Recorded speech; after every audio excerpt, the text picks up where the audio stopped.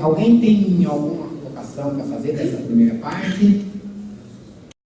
Eu vou tentar passar um pouco mais rápido agora o material, porque eu estou vendo que não vai dar tempo para a gente discutir sobre tudo. Então, não se preocupem com a questão do material, porque isso vai ser distribuído para todos vocês. E aí, se vocês puderem, tiverem condições de estar fazendo uma leitura mais específica, qualquer dúvida, o meu contato vai ficar aqui. Vocês podem ficar à vontade para tirar as dúvidas, tá bom? Então, olha, entrando já diretamente na questão da base orçamentária, lembrando que a gente falou lá no início, o processo orçamentário, ele é todo regrado por leis, né? Então, a base orçamentária, ela vem da Constituição Federal, aí tem os artigos para quem quiser acompanhar, vai ter todo tipo de definição de como deve ser feito as leis do processo orçamentário. Além da Constituição Federal, uma lei extremamente importante é a chamada Lei 4.320, é uma lei federal, é de 1964, apesar de ser antiga, de ser da época da ditadura, é a lei que mais demonstra a transparência das codificações que são colocadas no processo orçamentário. Tá? Lógico que ela já teve algumas alterações, tem outras leis que entraram, mas basicamente ainda é essa lei 4.320 que define as codificações do processo orçamentário, tanto da receita quanto da despesa. Outra lei importante, que essa mais recente, é a Lei de Responsabilidade Fiscal, né? Ela foi assinada mais ou menos no finalzinho de 2000, e essa lei, ela tem 2 pontos. Isso é pessoal, é meu, tá? Eu considero nessa lei 2 pontos. Um positivo, que é a questão da transparência. Essa lei, ela obriga a todos, tanto do governo do Estado, quanto dos prefeitos, e também o presidente da República, ou a presidenta da República, no caso, a demonstrar alguns quadros fiscais. Isso está colocado nesta lei. Obrigatoriamente, eles têm que fazer essa demonstração, e existe, inclusive, a obrigatoriedade de fazer uma apresentação quadrimestral, ou no Senado, ou na Assembleia Legislativa, ou nas câmaras municipais, falando dos municípios. Está tudo colocado dentro da Lei de Responsabilidade Fiscal. O ponto negativo dessa lei é que ela foi colocada na época, um dos motivos para se fazer essa lei, foi para que pudesse obrigar os municípios a fazer o pagamento das dívidas públicas. E aí, por que eu acho negativo? Porque esse pagamento das dívidas, ele não foi feito um estudo específico para saber se a dívida era realmente devida ou não.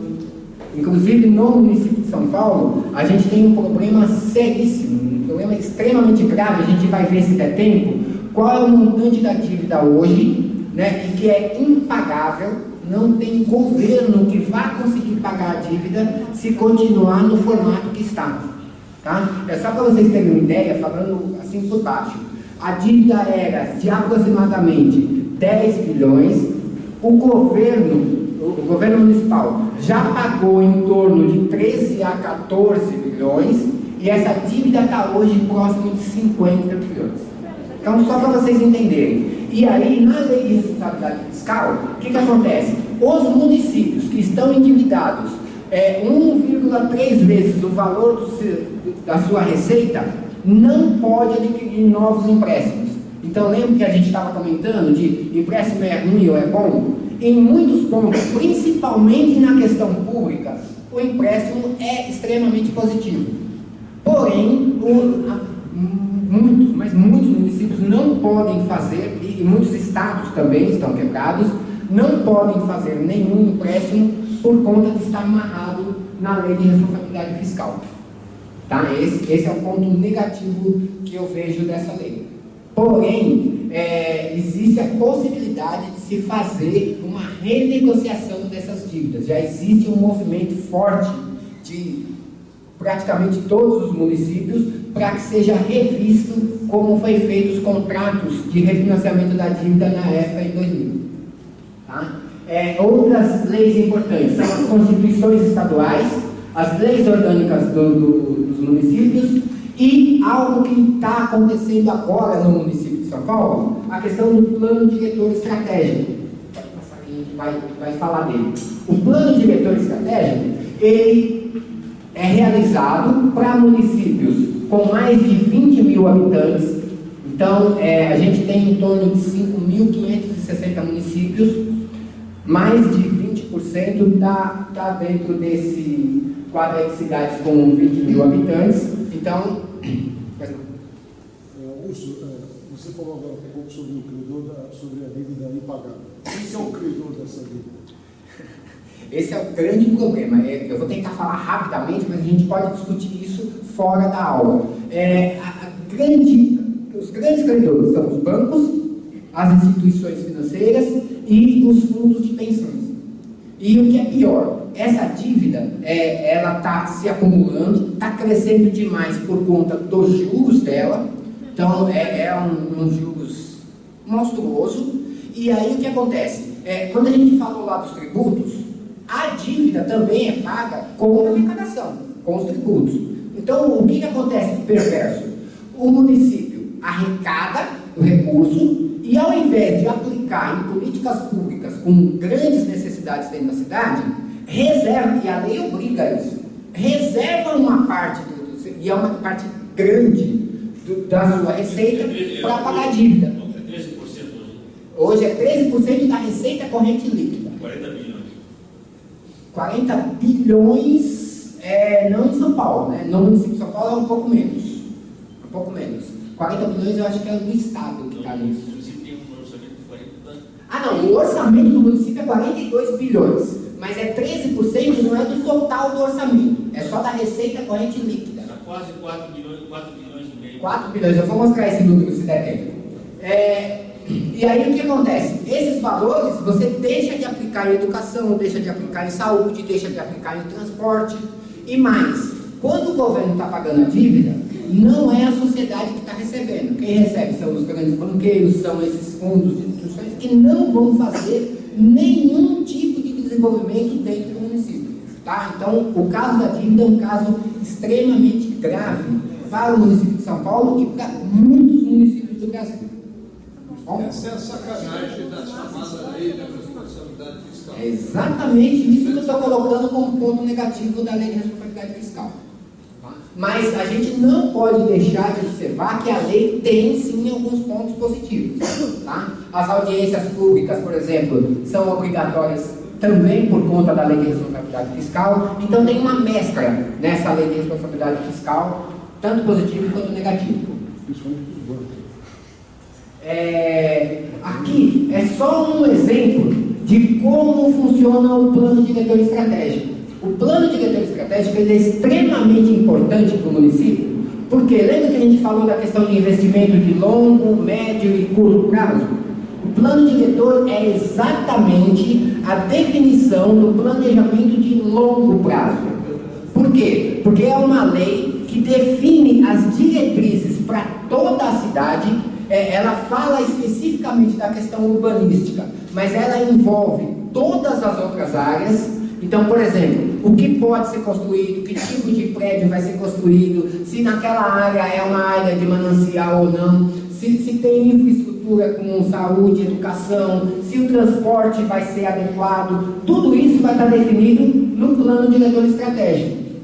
Esse é um dos exemplos em transporte no artigo 7º da lei do município de São Paulo, que é a lei 3.430, aí é a lei municipal, né? Está definido dessa forma.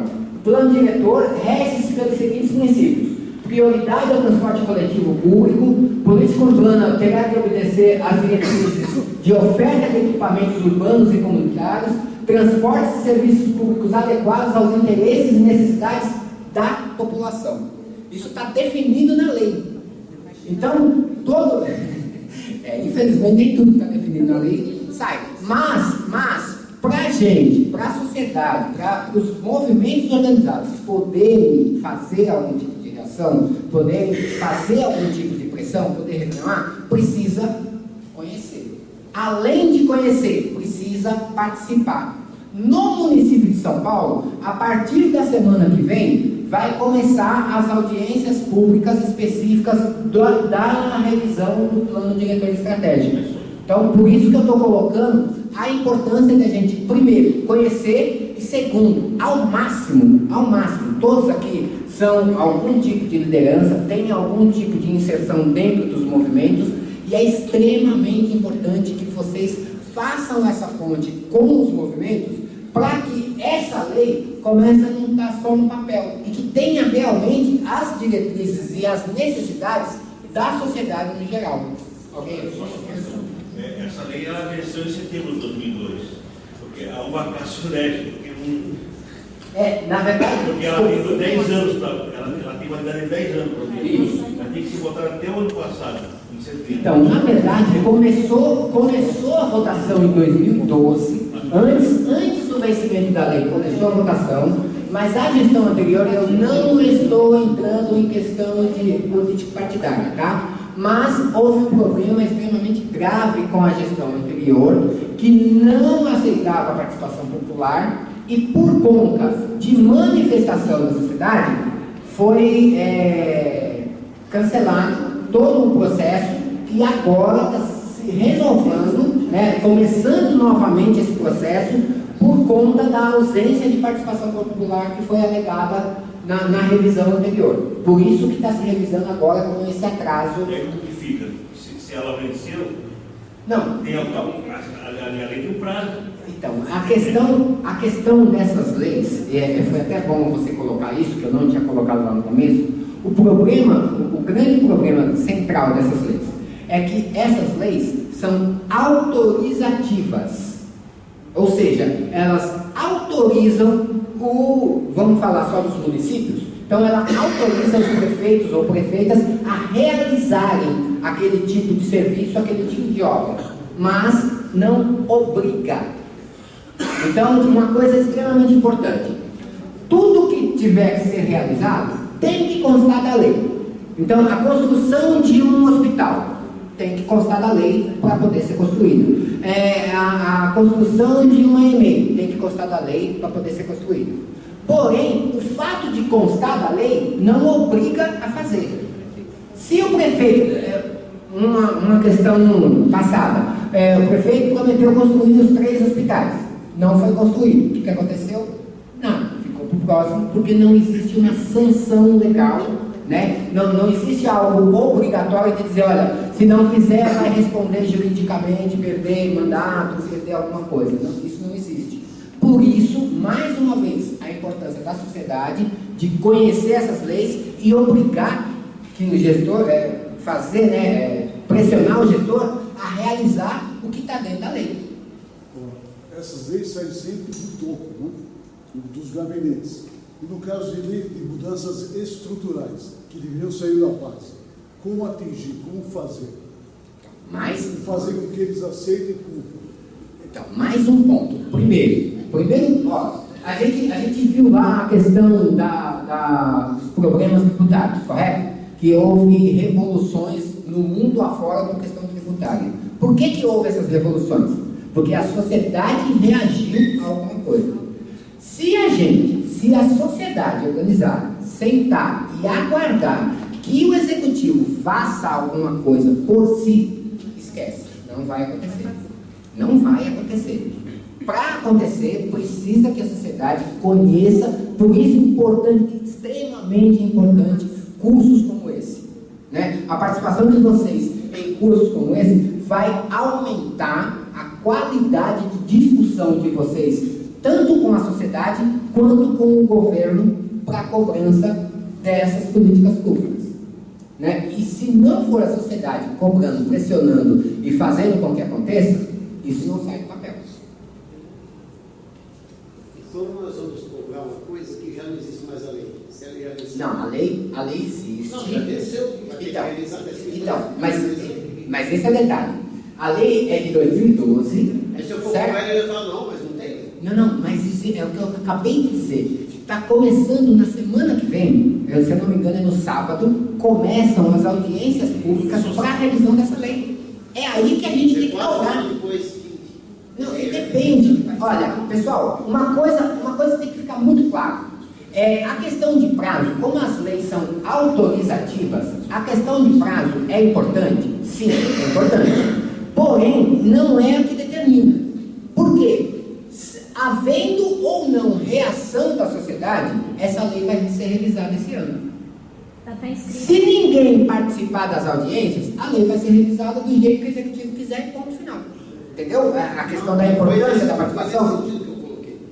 Eu coloquei no sentido que você falou, a gente tem que cobrar eles a fazer o que tem que ser feito. Isso. Ou sei lá. Então, mas a revisão agora é de 2002, deveria já estar pronta em 2012, correto? Não vai estar. Nós já estamos em 2013. Vai estar, já te dei a palavra. Vai estar em 2014, provavelmente. Só que, para que em 2014 essa lei tenha alguma coisa que seja realmente vinda da sociedade, a sociedade tem que primeiro participar, aliás, primeiro conhecer, segundo participar e terceiro pressionar para que o executivo realmente coloque as demandas. E o primeiro ponto para a gente conseguir fazer pressão é apresentar essas demandas. Para apresentar, a gente tem que participar. É nesse sentido que eu estou dizendo. Só queria dizer essa informação, tanto que a primeira discussão do Plano Diretor... Eu sou meio surdo, tá? A primeira discussão do Plano Diretor foi em 2002. Quando teve, antes de 2002, a cidade de São Paulo ficou sem discutir o Plano Diretor. Então, como essa lei, ela está definida também na Constituição de 98, anterior a 98, os planos eram diferentes. Então, os prazos que haviam para determinação eram mais definidos pelo plano plurianual. Então, a partir de 2002, que foi o primeiro plano diretor do município de São Paulo, é que começou a ser elaborado em vários municípios. Se você for puxar no Brasil inteiro, a maioria dos municípios começa entre 2001 e 2002 os planos diretores. Exato. O Estatuto da Cidade é uma outra lei importante que a gente cita um pouquinho antes. O senhor está perguntando ali como é que obriga alguma coisa, por exemplo, a gente ter leis de políticas públicas do orçamento. Por exemplo, pode entrar, quem quiser na Secretaria de Cultura, existe a lei do teatro que tem que destinar dentro da Secretaria de Cultura 10 milhões para a organização de teatro, incentivo, a peça, não sei. O antigo secretário achava isso um absurdo, tentou de todas as maneiras nos dar, passar para uma outra coisa, tal. Estava na lei, ele tinha que gastar de algum jeito. Está na lei que 30% do orçamento tem que estar na educação, tem que ser gasto, tal. Então, isso são leis, são políticas públicas, essa lei. Né? Então, agora, a gente também não pode dizer que todo ano tem que ter um hospital novo, porque talvez daqui a 10 anos nós não precisamos ter que continuar fazendo hospital. Então, tem que ver que tipo de coisa a gente tem que incentivar e outras que a gente tem que moderar. Antes de você falar, só aproveitando esse gancho, a sociedade em si, a sociedade em si só vai conseguir participar e saber que tipo de investimento é necessário, quando, em que momento vai aplicar mais na cultura, em que momento vai aplicar menos na saúde, quando tiver um conhecimento de um plano que seja de longo prazo. Porque qual que é o grande problema nos movimentos? E o executivo, ele joga muito com isso, muito com isso. Ele joga um movimento contra o outro. Porque como os movimentos não têm o conhecimento de qual é o recurso que está colocado lá, então eu sou da área de criança e adolescente, eu vou lá, bato na porta do secretário de desenvolvimento ou do secretário de assistência, então eu digo, olha, preciso de mais verba total. O secretário vira para mim e diz, mas eu não posso dar essa verba, porque essa verba está sendo usada lá pela Secretaria de Educação. Então vai brigar lá com o pessoal da educação para ver se você consegue puxar. Quando na verdade existem leis que obrigam um gasto determinado dentro das políticas. E mesmo cultura, educação, esporte e lazer, não, saúde tem uma definição educação específica, né? Saúde e educação. Se é educação, tem. Aí o problema é se usam bem ou mal. Então eles estão dando para outro lugar, Então, tá sendo a saúde. se usa bem ou mal, é mais. Olha, gente, eu não sei se vocês estão conseguindo pegar. Essa é a importância. Essa discussão aqui que a gente está fazendo tem importância. Olha só, a gente já percebeu que existem algumas áreas que não recebem recursos, existem outras áreas que têm recursos e que, se bobear, o secretário tira o recurso de lá, né? E existem outras áreas que, por exemplo, saúde e educação, que já tem um movimento social histórico já de muitos e muitos anos, que já está muito mais consolidado, principalmente a área da saúde. Porém, até hoje, os recursos de saúde em muitos municípios são extremamente mal aplicados. Inclusive em São Paulo. Inclusive em São Paulo. Só vamos, desculpa, eu te cortei só para não perder o raciocínio. Pode falar. Então, essa lei, ela vem de 2002, né? Estatuto das cidades, tá? Significa que eu não quero citar o nome do prefeito, nem do governador, mas significa que todos os governadores e prefeitos, nos últimos 40 anos anteriores a 2002, deixaram essa cidade crescer dessa forma que cresceu. Isso não tenha dúvida. Essa questão do planejamento é extremamente fundamental. Por isso a importância da participação agora. A gente tem, primeiro, ter as informações do histórico, saber o que aconteceu em anos anteriores. A gente, quando chove aqui na cidade de São Paulo e nas cidades da região, existem problemas seríssimos há décadas e décadas nos mesmos locais de enchente. E aí, um dos grandes problemas é o crescimento desenfreado de forma desordenada. Que se seguisse uma lei que tem uma organização, que tem uma amplitude aí de 10 anos e dizendo o que pode e o que não pode ser feito no local, isso não aconteceria. Eu vou deixar... Você ia falar alguma coisa?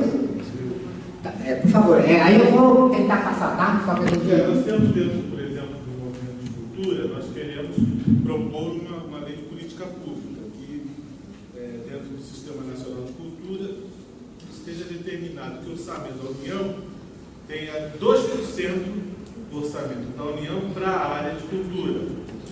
Vocês acreditem, hoje a gente conseguiu 0,72. A gente chegou... Eu vou mostrar esse... A outra coisa, que o orçamento do Estado seja 2% e do municípios 1,5% para a cultura. Seja uma coisa obrigatória. Hoje eles dão o que eles quiserem, do jeito que eles quiserem, dependendo da pressão ou não da sociedade. Eduardo, alguém que a Associação Cultural sabe que tem essa discussão dentro do movimento, a gente não consegue aumentar. Então, eu vou fazer aqui o advogado do diabo e vou colocar o que o executivo coloca sempre. Você vai começar o seu martírio aí por um problema sério. Se todas as áreas de políticas públicas tiverem um valor definido no orçamento, não vai haver orçamento para tudo. Vai começar por aí, tá? Eu não estou dizendo que eu sou a favor ou contra o que você está dizendo, tá? Só dizendo que a primeira alegação do executivo, olha, são 15% para a saúde, são 25% aqui no município de São Paulo, chega a 31% para a educação, são 13% para pagamento da dívida, são 6% obrigatório para pagamento de pessoal, que aí, lógico, já está envolvido alguma coisa de saúde e educação. Mas só esses 4 itens que eu falei, se vocês fizerem a conta, já vai dar próximo de 95%. Se der mais 2 para cultura, 2 para esporte e lazer, 2 para assistência social, tá bom. Então é onde eles vão tirar o salário deles? Isso, exatamente aí é que é. De novo, gente, eu não sei se eu estou conseguindo ser claro com vocês. Essa é a discussão, essa é a briga. Uma coisa é dizer assim, ó, não tem dinheiro, não dá para atender tudo. Galera, o problema é como isso está sendo aplicado. Em São Paulo, no município de São Paulo, são 42 bilhões. Você pode passar, por favor? Eu vou até pular um pouquinho isso aqui. Mais pouquinho. Depois eu volto esse daí, tá? Aí. Olha só, gente. Isso aqui é a previsão da arrecadação para o município de São Paulo em 2013. A segunda linha lá, 42 bilhões, 41 bilhões 788 mil reais. É o que está sendo previsto para ser arrecadado só no município de São Paulo para o exercício de 2013. Aí, a gente está falando da cultura quando a gente fala aqui de 2% desses 42 bilhões, nós não estamos falando de 1 bilhão, estamos falando de 800 milhões. Você percebe? Então, nós estamos brigando ainda por pouquíssimo. O problema é, desses, você pode passar mais um, vai até a dívida. Aqui. Olha, daqueles 42 bilhões, mais um, por favor. Aqui. Daqueles 42 bilhões que vão ser arrecadados, 3,6 bilhões vai ser para dívida. Tá? E isso obrigatório por lei.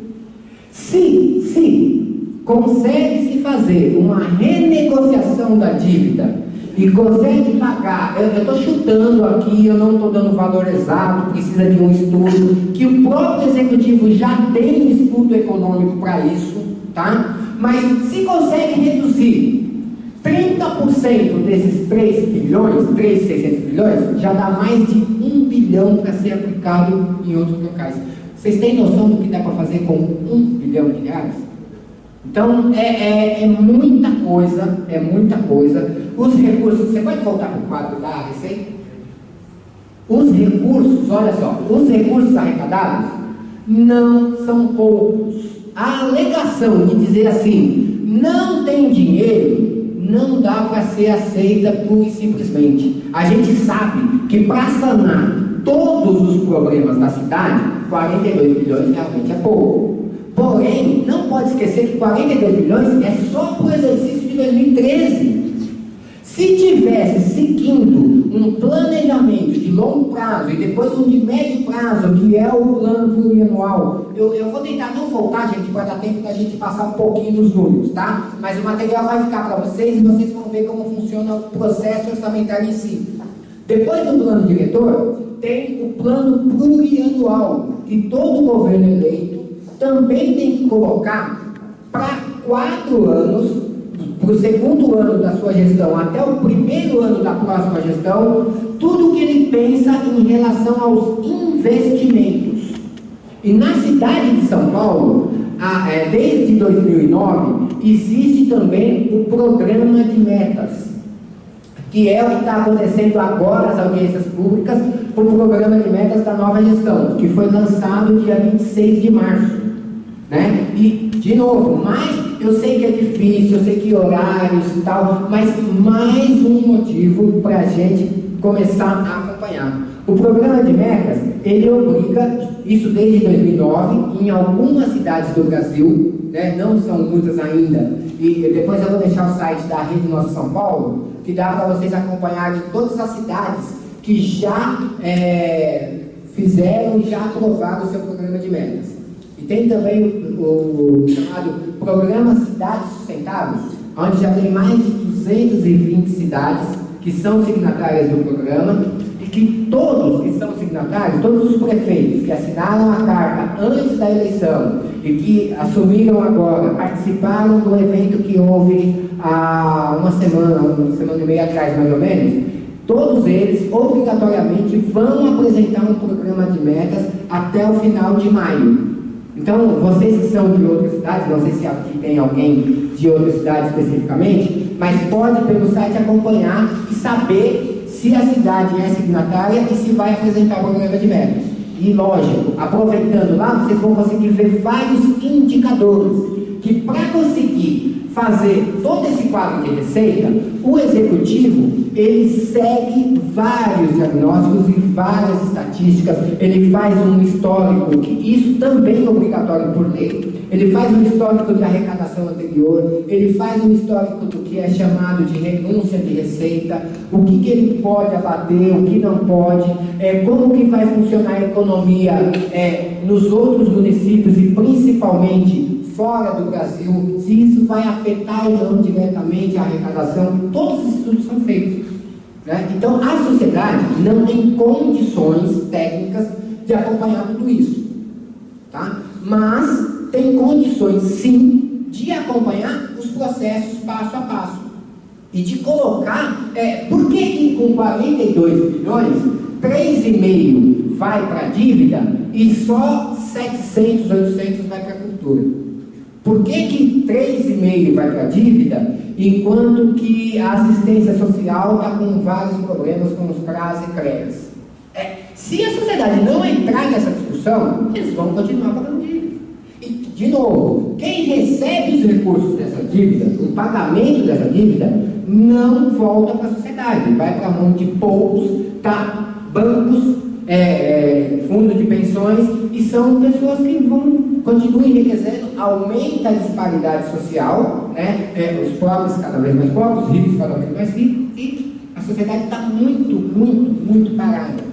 A gente precisa conseguir alguma forma de reação para poder começar a inserir algumas ações dentro dessa questão da receita e da despesa. Eu acho que uma sugestão, acho que o beabá do orçamento, começar a pensar os instrumentários do orçamento, PPA, LBO e LO. Se ele não tiver essa dimensão, ele não tem como responder a resposta que vem da sociedade. O que é o PPA, o que é o LBO, o que é o LO? Voltar, desculpa, para voltar. Eu vou entrar exatamente, eu estou pulando aqui, gente, para a gente tentar fazer algo mais dinâmico, tá? Eu vou voltar nessa questão que ele falou do processo orçamentário.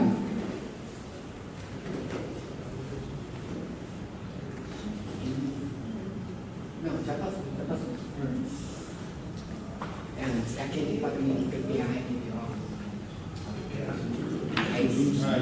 Bom, pessoal, aqui a gente falou do plano diretor, que foi a primeira lei de importância, que é de longo prazo. Depois, os instrumentos, desculpa, já esqueci seu nome, o senhor Edson estava comentando, são exatamente esses aqui, ó, tá? São o PPA, que a gente já comentou um pouco, que é um instrumento de programa de metas para 4 anos, com a diferença, e o programa de metas, que também é uma ferramenta para 4 anos. Qual que é a diferença entre os dois? É que no PPA, a definição é para a questão dos investimentos. Então, construção de creche, de escola, de ponte, de metrô, tudo que eu sei que metrô quem faz é o Estado, mas o município pode contribuir com isso, tá? Mas tudo que o município vai contribuir, que vai se tornar um investimento, obrigatoriamente tem que estar no PPA. E o PPA, ele começa no 2º ano de gestão. No caso da gestão Kassab, o Kassab assumiu em 2009, né, mesmo que seja reeleito e tal, mas ele assumiu a cada gestão, a cada 4 anos, obrigatoriamente tem que fazer, mesmo que seja o mesmo prefeito, mesmo que esse prefeito seja reeleito. Ele elabora no seu 1º ano, manda para a Câmara vai votar, e aí ele vai começar a valer a partir do 2º ano de mandato. No caso do Kassab, começou a valer em 2010 e termina agora em 2013. Tudo que for de investimento e, por exemplo, ele falou de construir céus. Então a construção do céu tem que estar lá. Além da construção do céu, tem que estar lá também o que é o gasto de duração continuada. Então, construir um céu, ele vai precisar do quê? Ele vai precisar de equipamento. Além dos equipamentos, vai ter que pagar mais professores. Além de professores, vai ter que contratar pessoal de limpeza, pessoal de assistência, vai contratar técnicos. Tudo isso tem que estar colocado no PPA. Tá? E o programa de metas, ele não fala só em investimentos. Então, essa é a primeira diferença entre PPA e programa de metas. O programa de metas pega tudo, o que é serviço continuado, né, que é a despesa corrente, e o que é serviço de investimento. O que for construção e tal, também está aqui. E o que é basicamente o programa de metas? É as promessas de campanha que foram feitas pelo candidato. Por que essa lei é importante? Porque antigamente, antes dessa lei, os candidatos prometiam, falavam mundos e fundos, depois, na hora de fazer o PPA, ou na hora de começar a elaborar o seu programa, nada do que tinha prometido aparecia. Agora, obrigatoriamente, tem que aparecer no programa de metas. Tá? Isso começou com a gestão Kassab, já agora no segundo ano, no primeiro ano do Haddad, já foi apresentado, né? E está constando 100 metas e está tendo as audiências públicas agora. Começaram dia 13, no sábado, nas regionais. Hoje está tendo a segunda temática. Vai haver mais uma na próxima quinta-feira, temática. E depois vão haver audiências devolutivas. Ou seja, essa gestão está prometendo, e por isso que é importante acompanhar, independente do partido político, é importante acompanhar o que o executivo faz, porque se eles estão prometendo isso, todas as demandas que foram colocadas nas audiências, eu não sei se alguém aqui participou de alguma, né? Mas todas as demandas que foram colocadas nas audiências, na audiência devolutiva, eles vão ter que comprovar isso, vai ter que aparecer no programa de metas. Né? Uma das promessas, já colocada pela Leda Paulani, que é a secretária de planejamento dessa gestão, foi colocado em Ermelino Matarazzo que não havia nenhum comentário, nenhuma meta específica para a questão dos idosos. Aí, na primeira audiência temática, foi colocado novamente essa questão. E ela, publicamente, está gravado, né, falou que todas as ações voltadas para o idoso vão constar do programa de metas. Ou seja, já é uma primeira reação da sociedade que funciona. A gente tem um grande problema de participação em muitas gestões. A gente participava de audiência e ficava com cara de tonto e tal. Infelizmente, isso acontece, mas é um processo lento e um processo obrigatório. A gente tem que ocupar esses espaços. Se a gente vai nas audiências, as audiências não funcionam, a gente simplesmente volta, o que vai acontecer? Vai acabar esse espaço de participação. É o contrário, não funcionou, tem que convocar nova, tem que pressionar aí os legisladores também, para que o executivo faça novas audiências, para que tenha alguma validade com a questão de realmente a sociedade estar participando junto disso. Tá? Depois desses dois, que são de médio prazo, dessas duas leis de médio prazo, a gente tem a LDO, que é a Lei de Diretrizes Orçamentárias. O que ela vai fazer? Ela vai ligar o que está lá no PPA e agora, automaticamente, aqui também no programa de metas, com a outra lei que é de curto prazo, que é a Lei de Orçamento Anual. Tá?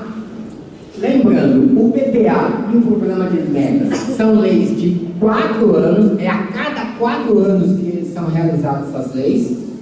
A LDO e a Lei de Orçamento Anual, como o nome aqui já diz, né, são leis anuais. Todo ano, o Executivo tem que enviar para a Câmara e a Câmara tem que votar essas leis. E aí, a LDO vai dizer quais são as principais metas que estão lá para 4 anos, as principais metas que estão aqui para 4 anos, e o que vai ser feito especificamente naquele ano que está determinado aqui na LOA. Então, a Lei de Orçamento, ela é uma lei que detalha todas as ações do Executivo. Então, a construção do hospital vai estar aqui, o pagamento da merenda vai estar aqui, o pagamento do pessoal vai estar aqui. Né? Uma coisa importante aqui da LDO, você pode passar? Aqui. Mais um.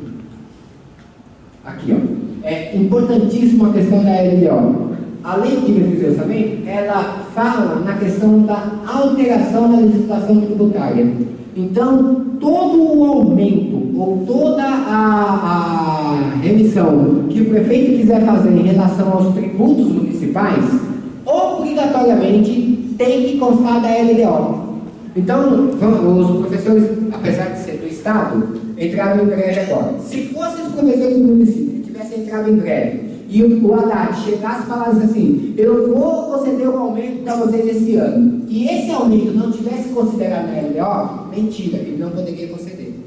Porque para conceder qualquer aumento, ou para, que é a parte de baixo aqui, ou para aumentar o IPTU, o ISS, todos os impostos que são de gerência do município, antes tem que constar da lei de diretrizes orçamentárias. Tá? Então, aquela arrecadação de 42 bilhões que a gente viu, se foi feita uma pesquisa e a gestão acha que tem condições de aumentar o IPTU, se não colocar na LDO do ano anterior, ela não pode acontecer. Entendeu? Essa é a grande importância e a ligação que a LDO faz com a LOA. E a LOA é que mostra o detalhamento específico de cada ação. Tá? Aí eu queria só mostrar o quadro, vai passando aquele de... Volta um pouquinho, por favor. Aí. Pessoal, só para vocês terem noção da questão dos principais tributos. A gente viu lá aquele valor de 42 bilhões que vai ser arrecadado pelo município. Tá? E aí é importante que toda a sociedade conheça o que cada esfera de governo, quando a gente fala de esfera de governo, a gente está falando do governo municipal, do governo estadual e do governo federal. Cada um, e isso está definido na Constituição, tá? Na Constituição Federal está definido tudo que a União vai fazer e também definido o que os estados e os municípios podem fazer. Aí as constituições estaduais vão fazer os detalhamentos de cada estado, só que não pode ferir a Constituição Federal. E os municípios vão fazer suas leis orgânicas, que também não pode ferir nem a Constituição Federal e nem a Constituição Estadual. Por exemplo, no Brasil, pela Constituição Federal, obrigatoriamente é gasto 25% da receita corrente líquida com educação. Aí, o município pode fazer alteração nisso? Pode, desde que seja para cima. O município não poderia fazer uma lei dizer que iria gastar 24,9%. Por quê? Porque fere a Constituição Federal. Agora, como no caso de São Paulo, foi colocado para 31%. Isso pode, porque está acima, está cumprindo além do que a Constituição Federal determina. Então, por isso que é importante também conhecer os municípios, as leis orgânicas do município. Tá? E aí, ó, os principais tributos que são pagos aqui, que são gerenciados pelo prefeito. No caso, o prefeito aqui de São Paulo. O IPTU, que é o Imposto Territorial Predial Urbano, o ISS, que é Imposto sobre Serviço, o ITBI, que é Imposto de Transmissão de Bens Intervivos, que nada mais é aí da questão da venda de terrenos, de casas. Toda vez que você vende um terreno, você vai pagar um percentual. Essa transação de compra e venda vai ter um percentual dentro de coisas relacionadas ao imposto que vai ficar para o governo municipal, que é em média de 4% do valor da venda. Ou seja, até quando você está vendendo um bem seu ou comprando um bem, você vai pagar imposto sobre isso, né? E também as contribuições de melhorias. Os principais tributos estaduais, o ICMS, né? É importante o ICMS, por quê? Porque o ICMS é que alimenta, é pela arrecadação do ICMS que mais de 80% dos municípios do Brasil sobrevivem. A grande maioria dos municípios brasileiros não tem. São Paulo, por exemplo, é muito forte no ISS e no IPTU. Porém, a grande maioria dos municípios do Brasil não tem essa potência. E aí o que acontece? Dependem do ICMS. Para sobreviver, o município depende de um repasse estadual, né? E também depende muito, aqui dos tributos federais, dessa questão do FPM, que é o Fundo de Participação dos Municípios, né? O Fundo de Participação, a cobrança do imposto de renda e do imposto territorial rural, isso tudo... Oi? Não, o IPI também é federal, mas não está colocado aqui como o principal, mas é que o FPM, o Fundo de Participação, ele é formado pelo IPI e pelo imposto de renda. Tá? O IPI também é um imposto federal. Tá? E pela arrecadação do IPI, 22,5% do que se arrecada com o IPI e 22,5% do que se arrecada com o imposto de renda formam o fundo de participação do município, que é a outra receita mais importante para 80% dos municípios do Brasil. Ok? Dá tempo de passar alguma coisa? Pessoal, estamos cansados? Querem só fazer perguntas finais para a gente encerrar? Por gentileza, eu queria saber a respeito da nota fiscal. Nós fechamos o ano passado com mais de 1 trilhão. Então, esse dinheiro de 1 trilhão de reais... Você está falando de qual nota fiscal? Nota fiscal essa do Estado de São Paulo? Essa do Estado de São Paulo. Isso tem lá o painel para todo mundo ver automaticamente. Hoje, inclusive, se você entrar lá, você vai ver os bilhões que nós temos, né? Então,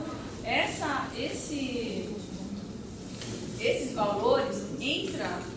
Eles compõem a receita. Uma coisa que não deu tempo de falar, eu peço inclusive já peço desculpas, porque como é muita matéria, algumas coisas a gente vai rever daqui a 15 dias, tá bom? Então, por isso que eu não estou muito preocupado com o material. A gente volta nisso daqui a 15 dias. Porque o montante é muito grande. Isso, mas o detalhe da nota fiscal é que no Brasil a gente tem um problema sério com a cobrança de impostos. A grande maioria da cobrança de impostos no Brasil é de forma indireta. Na nota fiscal, por exemplo, você não tem uma definição exata de quanto é de ICMS. Então você tem um valor grande dessas notas fiscais, do que foi arrecadado, o que foi colocado de emissão de nota fiscal, porém você não sabe ainda, você, nem eu, nem ninguém, sabe definir exatamente quais são os valores de cada imposto que está embutido ali. Quanto de IPI tem naquela nota fiscal, quanto de ICMS tem naquela nota fiscal, quanto de ISS tem naquela nota fiscal, né? Como a grande maioria da nota fiscal que você está falando é a cobrança do Estado, muito provavelmente nem tem nada de ISS. O ISS vai para um outro tipo de nota, que vai para a nota fiscal paulistana. Mas a gente tem um problema sério no Brasil, porque a cobrança de impostos, quando a gente fala lá do IPTU e do imposto de renda, são impostos diretos. É imposto sobre um bem, sobre sua propriedade, e você sabe exatamente o que você está pagando. Agora, quando a gente fala do ISS, vou ver se dá tempo de passar isso aí, do ICMS, de todos os impostos que estão embutidos no preço final, a gente não consegue ver. E aí isso aqui, ó, é um trabalho que foi feito pela IBPT, obrigado, pelo IBPT, que demonstra quanto está embutido de imposto em cada produto específico. Então, por exemplo, quando a gente compra 1 kg de açúcar, isso aqui está atualizado para abril de 2013. Quando a gente compra 1 kg de açúcar no valor médio aí de R$ 2,50, 32% disso é imposto. Então, o governo, a cada quilo de açúcar, a cada R$ 2,50 que é vendido, o governo arrecada 80 centavos. Tá? Vamos pegar um outro caso, um aparelho de som, são 37% de imposto. Então, se o aparelho de som, aqui o valor que a gente colocou ali é um valor médio, não é um valor exato, tá? Mas se o aparelho de som custar R$250, quem comprar vai pagar 37% de imposto, que vai ser R$157. Se não tivesse que pagar imposto, o produto só sairia R$92,50. Então, nos Estados Unidos, existe, quando você vai fazer a compra nos Estados Unidos, você tem o valor lá da televisão, vamos supor, televisão R$300. Quando você chega no caixa, ele te cobra os R$300 e mais um percentual, que é o imposto. Você paga o imposto à parte. Oi? 40% de 250 a 100, ele está dando 157. É 37%. Não, mas é 7% vai dar Não, está invertido, é 92%. É 92%, está correto. Está correto. Está invertido aqui, ó. Obrigado pela correção, vou corrigir. Está invertido isso. Obrigado pela observação. Que bom, isso é ótimo.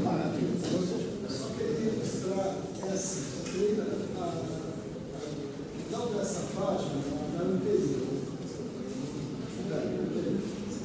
Essa? Na outra. Tranquilo. Pode falando, a gente. Eu digo assim, olha,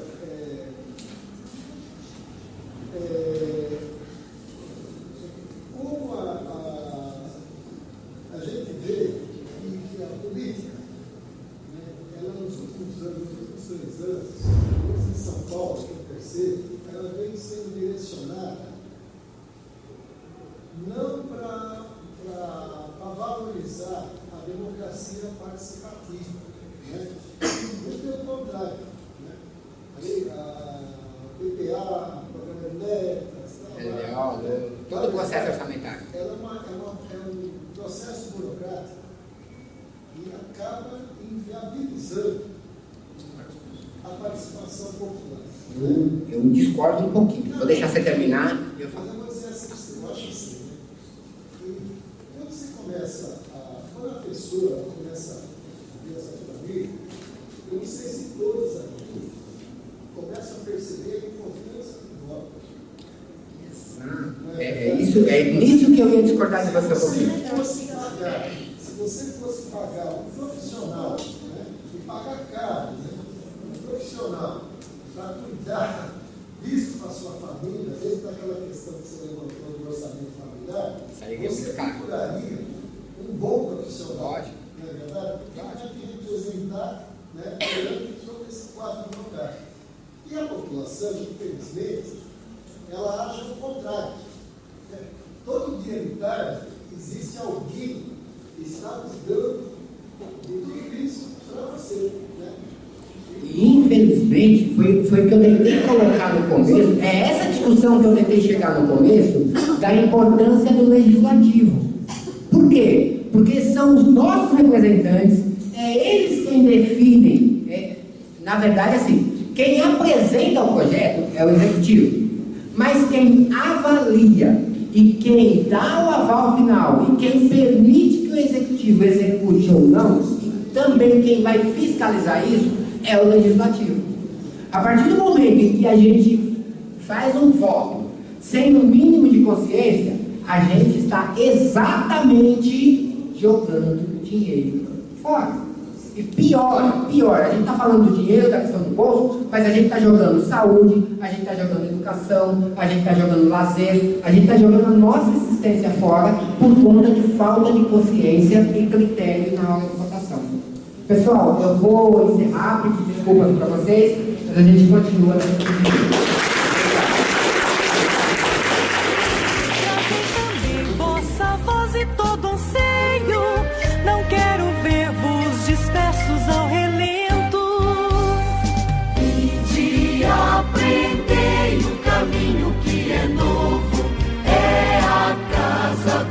A vossa espera, olhar e gestos diferentes, a luz do perdão que o mal supera. E quem vivendo em espírito pobre, escolhe a paz e tem sede de justiça, jamais se entregue.